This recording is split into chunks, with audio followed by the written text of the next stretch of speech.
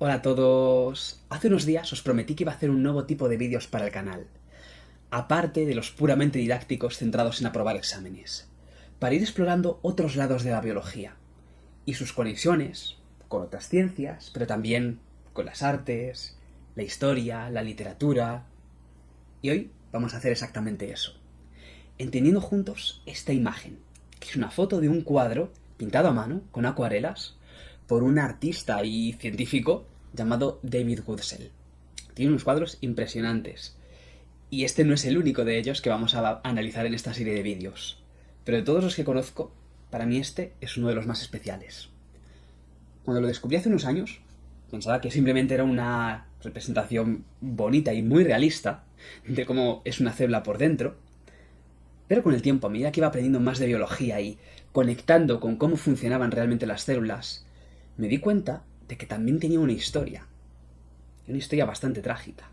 En este vídeo os invito a hacer una especie de excursión conmigo a medida que vamos descubriendo y descifrando, a partir de lo que sabemos de biología, los misterios de esta imagen.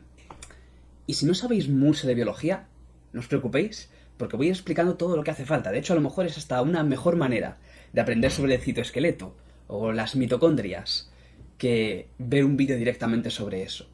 Pero si ya tenéis conocimientos avanzados, como imagino que muchos tendréis, entonces es una buena oportunidad para que intentéis adelantaros a lo que yo vaya diciendo y descubrir por qué he dicho que es una historia trágica antes incluso de que lleguemos a ese punto.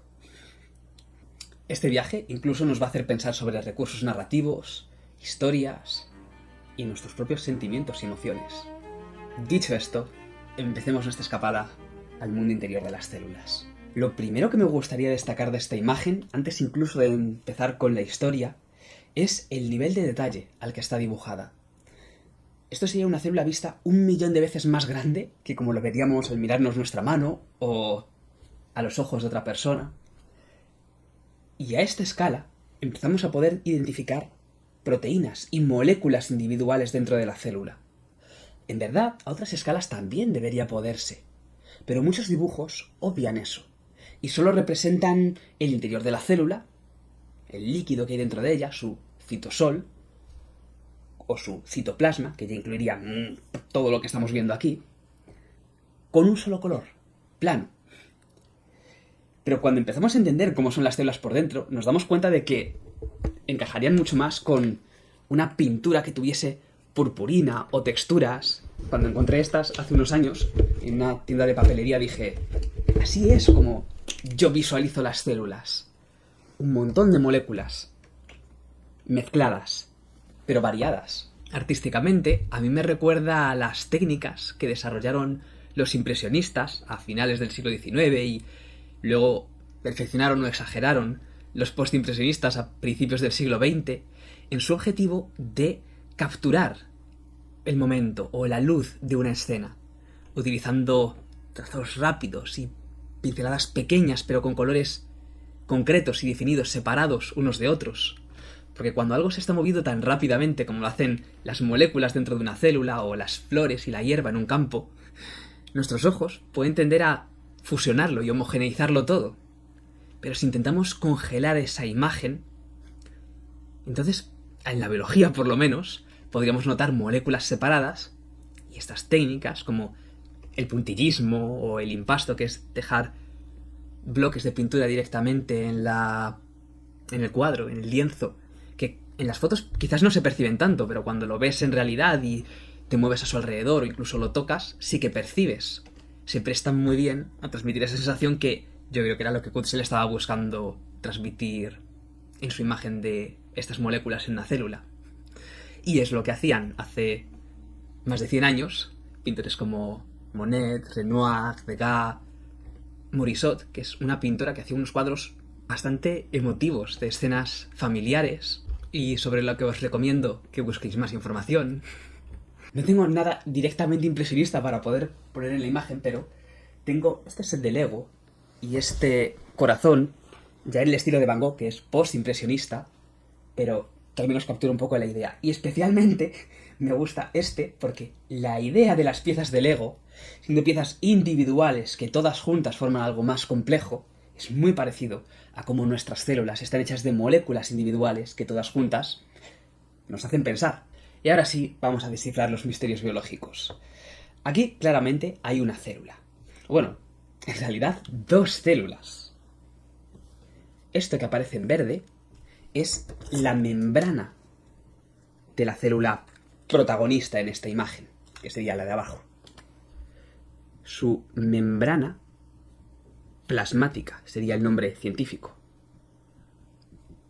Es lo que separa el exterior, esta zona oscura, y el interior, el rico mundo interior de la célula. En esa membrana hay muchas proteínas insertadas, que son las que le permiten comunicarse y conectarse con todo lo que tenga fuera, unirse a otra célula, captar nutrientes, pasarlos a su interior y luego poder alimentarse, o recibir señales de otras células que estén en peligro o que necesiten que esta célula cambie de alguna manera su comportamiento. Si seguimos explorando de fuera hacia adentro, vamos a encontrar bastantes cadenas o fibras de proteínas puestas en espiral, muchas de ellas, que van de un lado a otro de la imagen y podemos imaginar que seguirían por todo el borde de la célula. Estas cadenas, son lo que llamamos el citoesqueleto. Es como el esqueleto de las células.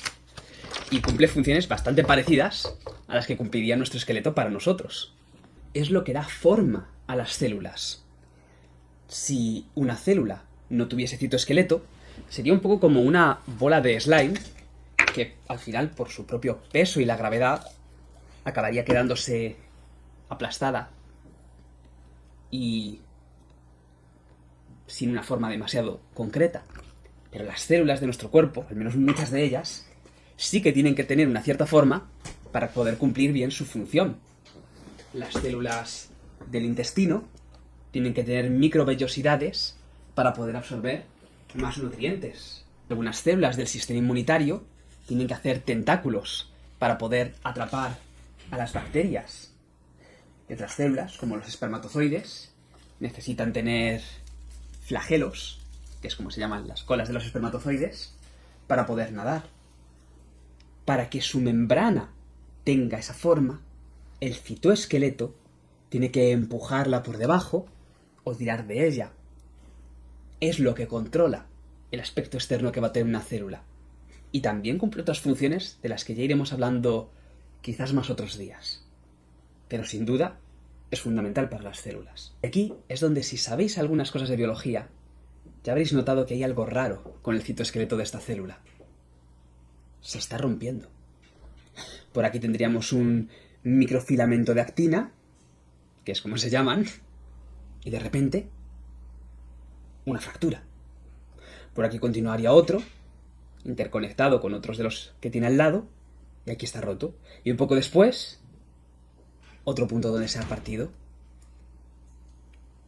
Unas pocas fracturas podrían ser normales para una célula que tuviese que cambiar su forma rápidamente. Pero tantas. Esta célula se está muriendo.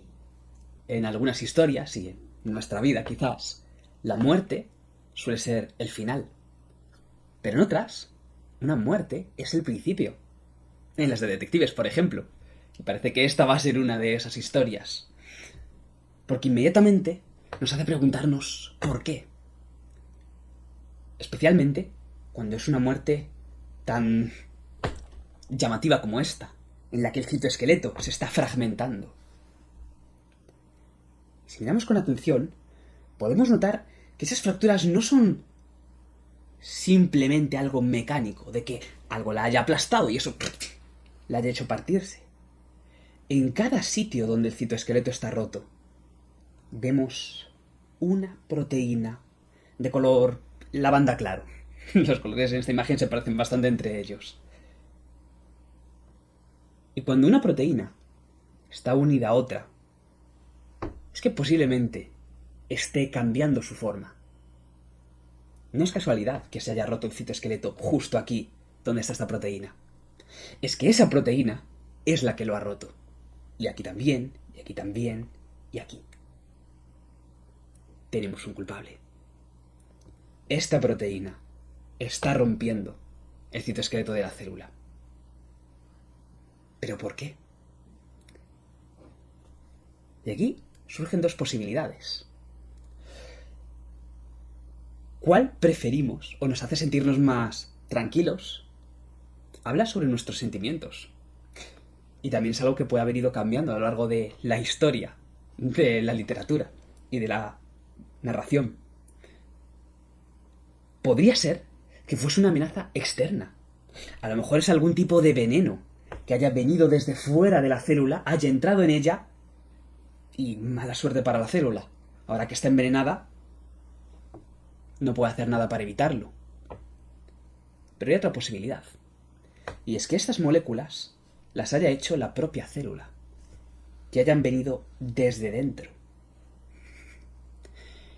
En muchas historias clásicas, las amenazas eran externas. Y en muchos casos, grandes amenazas. La naturaleza, el destino, los dioses, en la mitología. Son las grandes historias épicas. Y ahora podría continuar la historia con cómo esta célula se resiste y cómo otras vecinas suyas intentan vengarla y eliminar lo que ha introducido esta molécula inicialmente. Pero cada vez más empezamos a tener historias en las que el verdadero enemigo está dentro de nosotros. Son nuestras emociones, nuestras tendencias, nuestros traumas del pasado. De hecho, en muchos casos, los problemas que tenemos los humanos surgen por causas internas. Malos hábitos, por ejemplo. Y sin embargo, a menudo le echamos la culpa a causas externas. La suerte, supersticiones, el karma, dioses enfadados o castigándonos o teniendo sus propios líos de dioses romanos y griegos, por ejemplo, quizás como una forma de no reconocer nuestras propias limitaciones. A nivel de historia, ¿qué resulta más siniestro? ¿Una amenaza externa que a lo mejor no podíamos ni haber imaginado que iba a llegar? ¿O algo desde dentro de nosotros? Una parte de la propia célula que se vuelve contra ella y causa su muerte. ¿Aliens viniendo a invadirnos? ¿O conflictos entre naciones, entre humanos? El caso es que no puede ser que esta proteína esté siempre activa en todas las células, porque entonces todas se morirían súper rápido. ¿Por qué a esta célula sí que se lo está haciendo? Y si seguimos mirando a ver dónde hay proteínas como esa, aquí hay una que no está rompiendo el citoesqueleto, todavía, sino que está conectada con una proteína diferente, esta proteína morada, que va a ser otra de nuestros protagonistas. Esta proteína morada está en contacto directo con la ejecutora. Y cuando dos proteínas se unen, lo que están haciendo es comunicarse, es cambiarse la una a la otra, es que una de ellas está cambiando a la otra. A veces se cambian mutuamente, se activan entre sí o se desactivan, pero cambian el comportamiento de la otra molécula. Estas moléculas no tienen mente, no tienen recuerdos, lo único que hacen es flotar hacia donde las lleve el agua y las corrientes que hay dentro de la célula y chocarse entre ellas.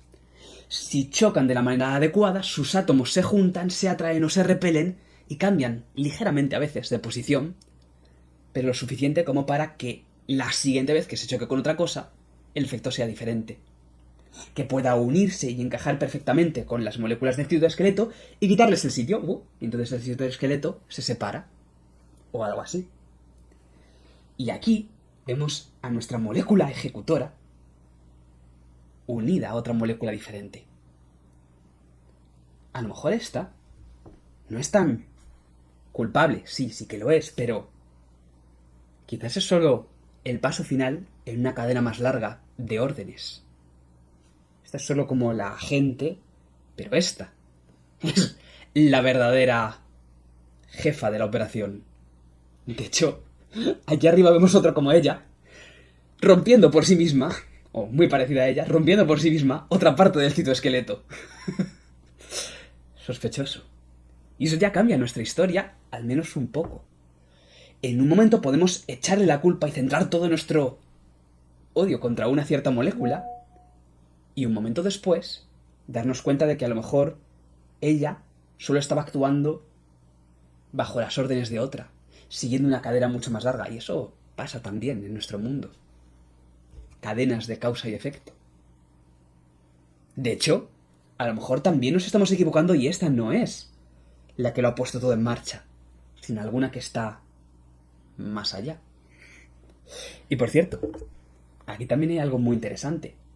Y es que estas proteínas, todas estas proteínas que la célula tiene y que pueden hacer que se autodestruya, las ha tenido que fabricar ella en algún momento.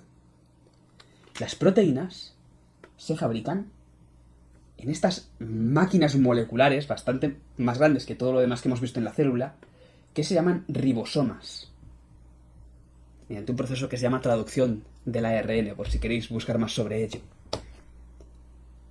Pero si miramos estos ribosomas, no parece que ninguno esté haciendo proteínas como estas. Lo cual implica que ya llevaban tiempo fabricadas y solo estaban esperando al momento justo para activarse. Y eso, de nuevo, cambia la historia. No es a lo mejor que la célula haya tenido un fallo, se haya vuelto loca y algunas de sus proteínas hayan empezado a causar su destrucción y desintegración. Es más parecido a el veneno que algunos espías llevaban escondido en empastes dentales, cianuro por ejemplo, para que si les pillaban pudiesen evitar revelar informaciones confidenciales y todavía más comprometedoras. El cianuro, por cierto, es esta molécula, es bastante sencilla. Un carbono unido con un triple enlace a un átomo de nitrógeno y con un enlace simple para rellenar los 4 enlaces que el carbono necesita formar a un átomo de hidrógeno. De lo que hace hablaremos otro día. Algún día quiero hacer un vídeo sobre distintos venenos. Pero bueno, en esta imagen, si hubiese cianuro aquí, sería esta zona más o menos de la célula. También por aquí producir un efecto impidiendo que la célula pudiese conseguir energía como suele hacerlo. Pero eso ya para otro día. Ahora la célula no tiene cianuro, lo que tiene son estas proteínas. Es que por cierto creo que ya ha llegado el momento de poner nombre. Esas proteínas, tanto esta que luego rompe el citoesqueleto como la que le da la señal para hacerlo, se llaman caspasas.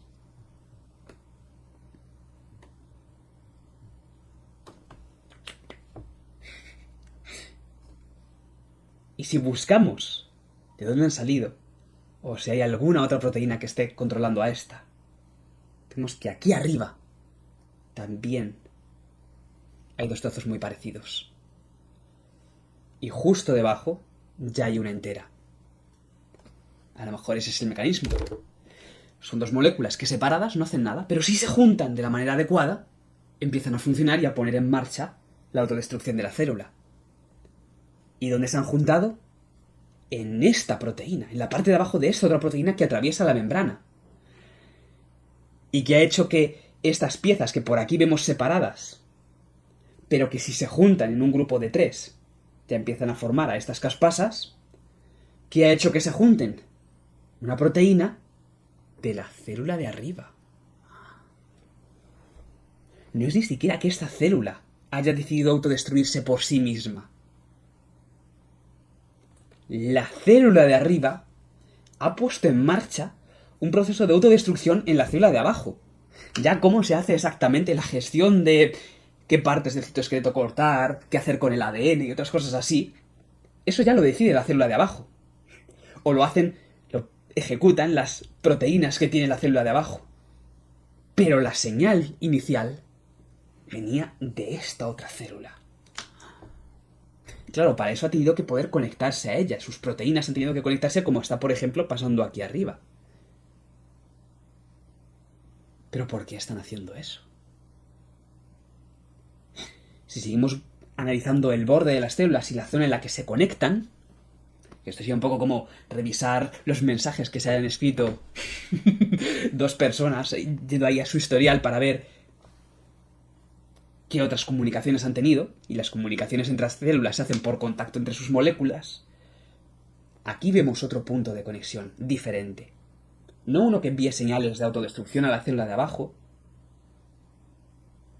sino que aquí parece que la célula de abajo estaba enseñando una molécula. Esto es algo que todas las células hacen. Las células no son transparentes para otras células, no pueden ser vistas como hacemos nosotros ahora, que desde arriba ya sabemos todo lo que tiene esta célula en su interior. Una célula como esta solo puede saber en qué estado está la de abajo si puede tocar, conectarse a alguna de sus moléculas. Y hay razones por las que esta célula podría estar en peligro o ser un peligro. A lo mejor esta célula es cancerígena.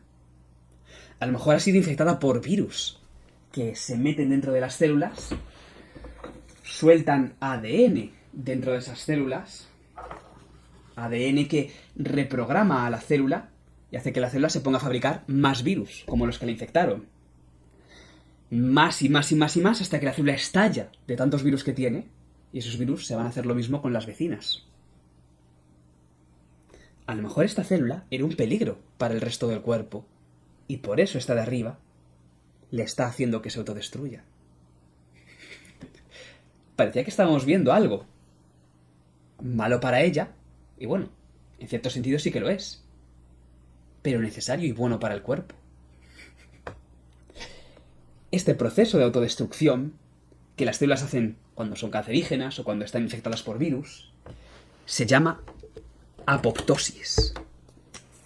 Es una palabra que viene del término griego para el proceso por el que las hojas de las plantas se caen cuando viene una época más oscura o más fría, y a lo mejor ya no van a dar suficiente energía para mantenerse con vida ellas incluso. Es un proceso natural, y ahora mismo en nuestro cuerpo está ocurriendo esto, a lo mejor en miles de células a la vez, o más. Bien porque ya estén desgastadas, o porque se han vuelto cancerígenas, o hayan sido infectadas por virus. Pero volvemos a lo que está ocurriendo aquí. Esta célula de abajo a lo mejor no sabe que está infectada por virus o que se ha vuelto cancerígena. Algo ha cambiado dentro de ella y está haciendo moléculas extrañas y peligrosas, pero no tiene los sistemas necesarios para detectarlo. Es complejo hacer eso. Y esta célula a lo mejor tiene otro trabajo y otras cosas más importantes en las que centrarse.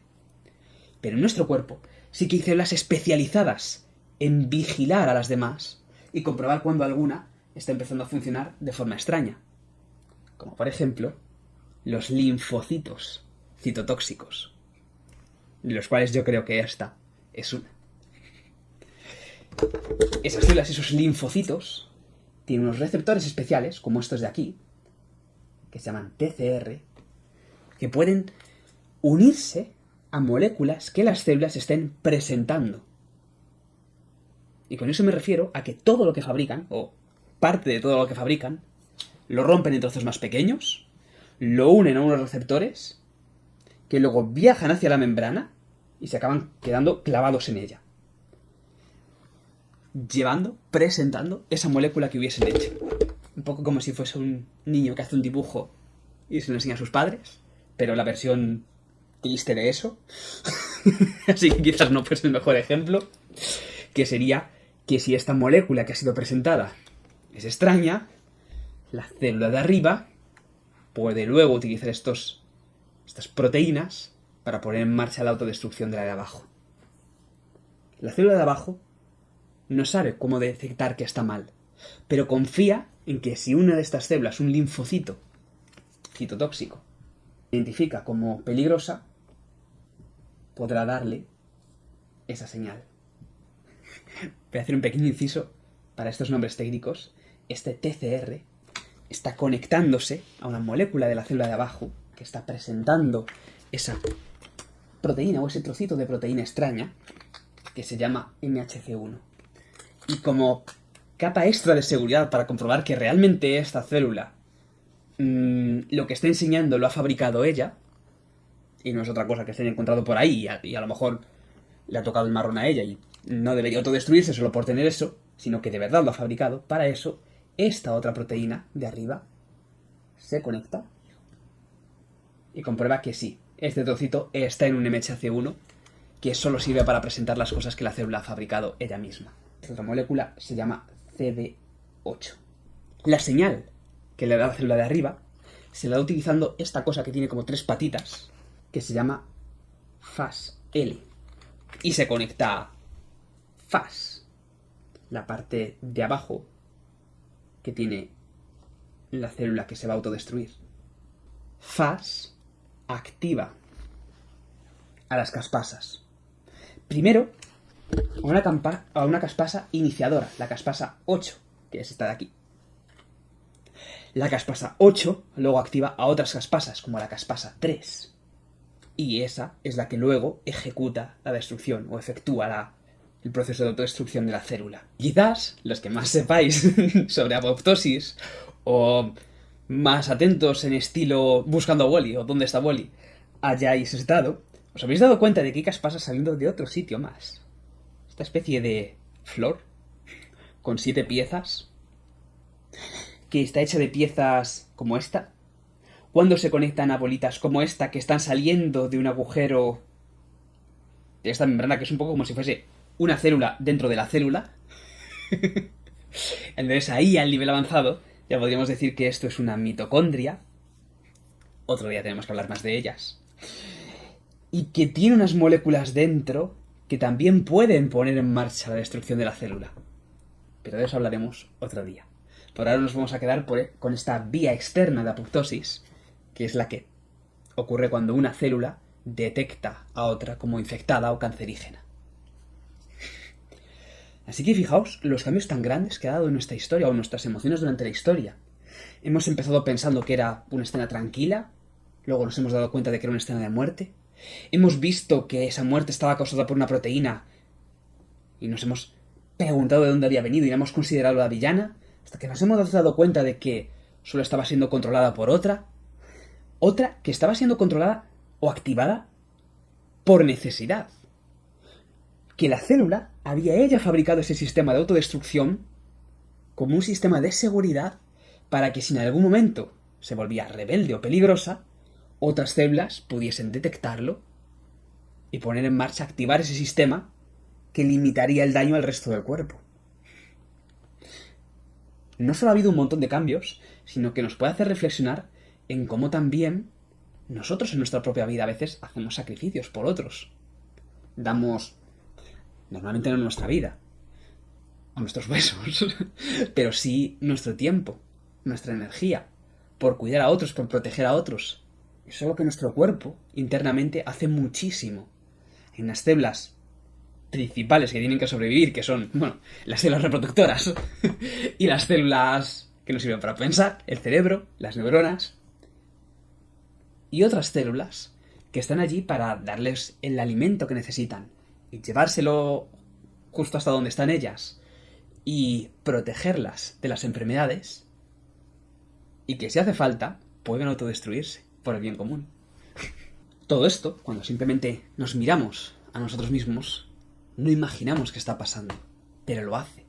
Y a mí me parece que enriquece la experiencia humana y a veces incluso reconfortante pensar que dentro de mí hay todas esas células luchando contra los virus y las bacterias y dando su vida en algunos casos para mantener esa esencia de mí que es el cerebro o mi ADN que luego podría pasar a otras generaciones intacto o lo más estable posible. Y no solo por una persona concreta como podría ser cuidar de nuestros hijos o de nuestra pareja, también podría ser por un proyecto o una idea que sabemos que llevada a cabo va a producir un gran impacto en el mundo. Al final, esto es lo que hacen muchos científicos, como Marie Curie, sacrificando parte de nuestra vida, tiempo, energías, pero dando algo que perdura durante siglos, haciendo el mundo un lugar mejor. Pero también esto me hace pensar en la importancia del pensamiento crítico, porque una misma historia se puede transmitir de distintas formas y puede producir distintas emociones dependiendo de dónde se pare, de cuánto de la historia completa estemos viendo. Y si paramos demasiado pronto y no llegamos hasta el final o hasta el inicio, mejor dicho, de esta situación, podemos acabar sacando conclusiones que no son correctas. Si de repente nos hubiesen dado el poder de desactivar cualquier proteína que hubiésemos querido, a lo mejor en algún momento habríamos parado a estas y al final habría sido peor para la célula. A lo mejor esta célula está infectada por virus y se iba a morir de todas formas, y el daño al resto del cuerpo habría sido mayor todavía.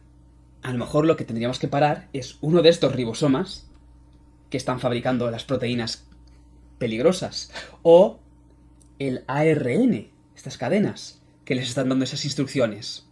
O idealmente, aunque aquí no parece que se vea, el ADN que ha servido como base para hacer este ARN que ahora los ribosomas están utilizando. Y esos cambios de emociones y de lo que piensas de un cierto personaje es algo que los buenos libros, las buenas películas y series, las buenas historias hacen. La subversión de las expectativas. Te hacen pensar una cosa, luego descubres que no era así, y es muy satisfactorio cuando nos damos cuenta de eso. A menudo nos gusta que nuestro punto de vista sobre algo haya cambiado, si lo entendemos, si hay razones lógicas para hacerlo. Y sin embargo, en nuestro día a día nos resistimos a que alguien nos cambie nuestra visión sobre las cosas. Incluso nos negamos a escuchar otras opiniones por miedo a que cambien la visión que tenemos del mundo. Y hasta aquí el viaje de hoy. Ahora me gustaría saber qué os ha parecido a vosotros y también que me comentaseis, por ejemplo, sobre el tiempo que ha durado. Porque yo estos vídeos los puedo hacer a un ritmo más acelerado, yendo más directamente a los puntos clave, y entonces a lo mejor esto lo podríamos haber contado en 15 minutos. Pero también quería probar a seguir un estilo más relajado, como el que hay en algunos vídeos que veo últimamente y que me gustan, que a veces también viene bien para despejarnos o separarnos un poco del ritmo frenético que tienen otros vídeos que ahora se van haciendo cada vez más comunes, o de nuestras propias vidas. Este ha sido el primer experimento, pero después de un tiempo seguro que acabo encontrando un estilo concreto que sea el que mejor funcione para todos. En cualquier caso, los próximos 3 o 4 vídeos que haga van a ser de un nivel más introductorio y para nivel de secundario o de bachillerato, haciendo introducción a la biología y a la bioquímica. Así que podéis verlos si queréis, pero si no, nos veremos en 1 o 2 semanas con otro vídeo de un estilo similar que combine distintas materias. Hasta entonces.